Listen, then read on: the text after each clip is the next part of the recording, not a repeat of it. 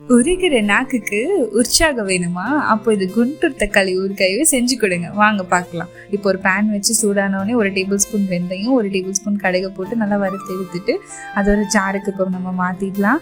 அதை ஒரு பொடி பண்ணி வச்சுக்கலாம். இப்போ அதே பண்ண எண்ணெய் ஊற்றி ஒரு 4-5 தக்காளியை சேர்த்து நல்லா வதக்கி எடுத்துக்கலாம். வதங்கிறதுக்கு நம்ம ஒரு மூடியை போட்டு மூடி வச்சுட்டு ஒரு 10 நிமிஷம் ஆனோம்.